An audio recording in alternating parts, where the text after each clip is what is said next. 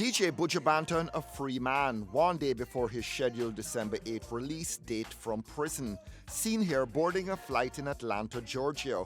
Rumors rife that Buju will return to Jamaica tonight, Friday, December 7. ER features Buju Banton and his career as a dancehall icon. The year is 1998. Mark Mary remembers his origins. I used to milk cow back there, sir. With a man named Mr. White, that's how I earned the first bicycle I ever owned. It was my first transportation. I used to carry milk every morning at 6 o'clock to a man named Alvaranga. Look up, where there's a trotted, you know.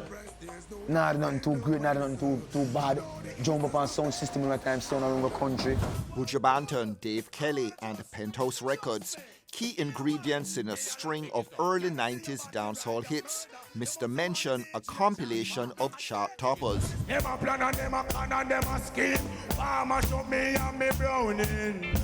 Dave Kelly find the talent that he was looking for when he find Buju Banton. So as I think in Midwanta, Shabba Rankin sound a type of kind of artist, and then him found Buju. And that's it, the rest is history. Because Browning, Blackning, every song come after that is between Buju and Dave Kelly. In the first years of the decade, Moses Davis and Rodney Price about to knock at the door, but Buju Banton firmly in the saddle. Every time you go in the studio, you always think of making an album. And I learned that from him too. You know, because every time Buju record is 10 or 15 songs. You understand? So when you're in the studio sometimes, you have to always think of making an album. Because you don't know, when you get a contract, you don't know what to call, you don't know when the world are ready for you. So you can have one song and go bam. See? Then you're going to need an album behind that. And I learned every time you're going on a stage, you're always supposed to perform like it's your last performance. And rather 10 or 10,000 people, the show always supposed to remain the same. You're busting that time when Ninja Man bust. When Ninja Man mash up the place, you're busting at that time when Ninja Man walk on stage and clean up and the whole place mash up. You're busting that time when Shabba run across the stage and I say, X-rated. Big it up, big it up. The breakout Buju of Bogle and Love Me Browning, later to give way to Deportee and Murderer, and another album, Voice of Jamaica, along the way. Also along the way, Controversy. It's like boom, bye, bye. But Banton assertively regains the high ground with Till Shiloh in 1995. I'm a living while I'm living, to the Father I will pray. Only Him know how we get through every day. Trace about the roots and through the music. It's sweet. It's a journey, you know? It's sweet. Yeah, man. When Buju start do the reggae now and the band start playing, the band start making rhythms and them start bringing musicians and all of these things. I know it's great because Jermaine is a wicked producer. Don't ramp with him. When you come to the man to make the reggae music, Jermaine knows exactly where to go. He knows exactly what to do. So I know say this album was going to be great from before it released.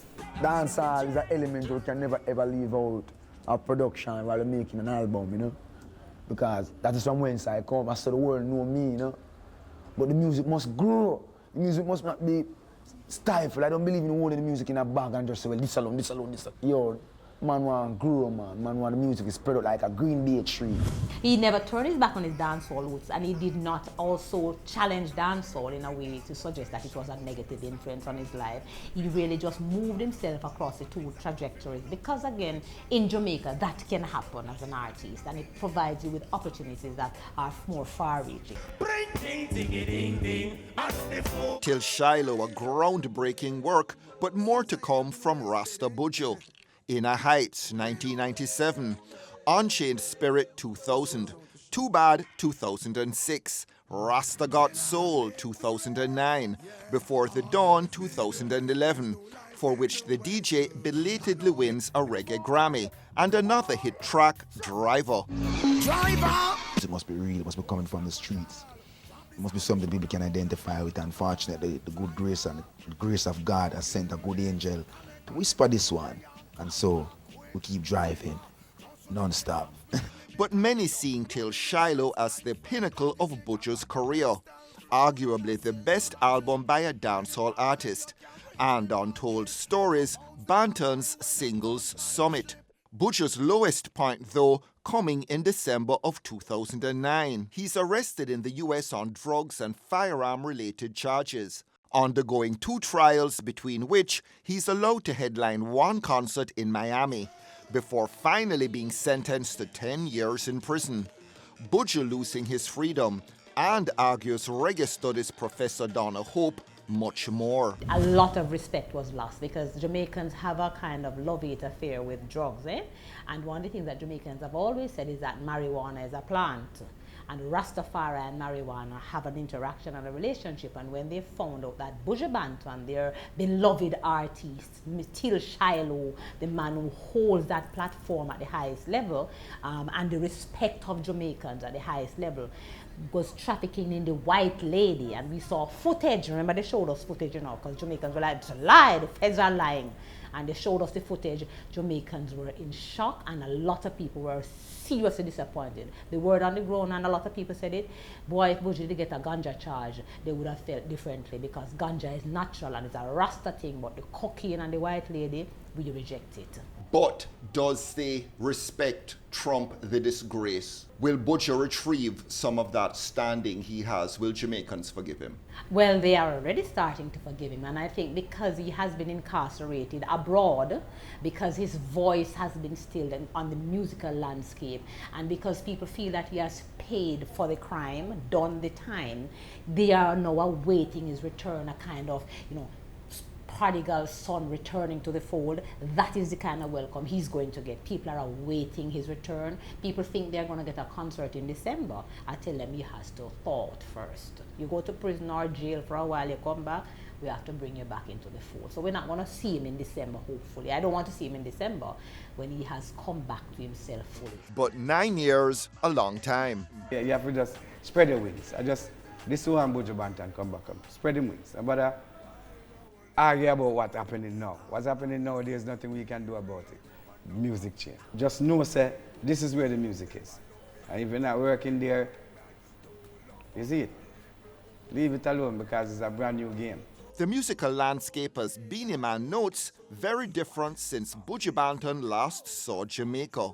The terrain in dancehall has changed. I mean, what we have is a kind of post-dancehall environment. We're still calling it dancehall. A whole heap of new artists, the 4th generation, all these artists are big. Governor Massacre, Idonia, Popcorn, Cartel still holding his own a little bit outside, even though he's locked away. And then you have the reggae revival. A lot of big names, Chronics and these people are pushing out there. And Buju Banton will have to come and find his footing inside of all of that in a world that has changed. We have Instagram, Snapchat. These things are very big now. 10 years ago, some of them weren't even on the lips of the ordinary Jamaican. He will have to, and his management will have to find a way to position himself in all of that, coming from prison.